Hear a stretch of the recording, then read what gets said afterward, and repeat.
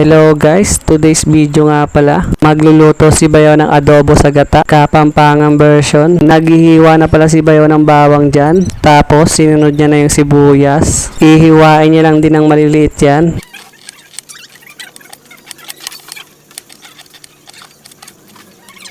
Lalagyan din pala ng sili ni Bayaw, pampagana kumain. Lalagyan din ng luya ni Bayaw para sobrang masarap na yan. Magbubudel fight pala kami ngayon guys. Yan guys, natapos na naiwain yung luya, bawang, sibuyas, sili. Magluluto na pala yung napakapogi kong Bayaw. Pinapainit niya na pala yung kawali. Magigisa na si Bayaw, una niyang ilalagay yung luya.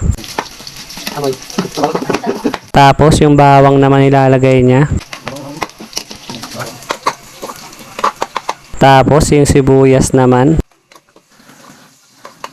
At siyempre, di mawala yung sili. At minekos-mekos lang yan ni Bayaw. Sobrang sarap na yan. Ilagay na ni Bayaw yung manok. Habang binibidyoan ko pala yan, sa amoy pa lang, nagugutom na ako.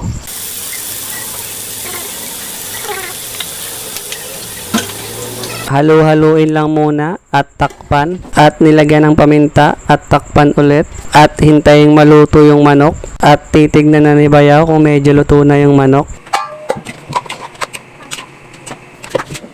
Yan guys, medyo luto na yung manok kaya ilalagay niya na yung toyo. Toyo pala ng kapatid ko yan, asawa ni Bayaw.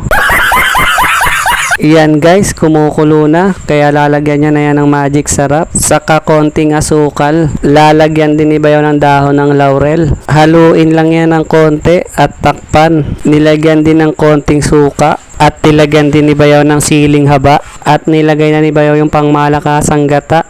Napakasarap na niyan. Ang dami kong makakain nito. Ang swerte ko talaga sa mga Bayaw. Ang gagaling nilang magluto. At minekos-mekos lang yan ulit ni Bayaw. At takpan ulit at hintayin maluto. At yan guys, luto na ang adobo sa gata, Kapampangan version ni Bayaw. Tara na, budel fight na. Yan pala yung mga pagsasaluan namin guys.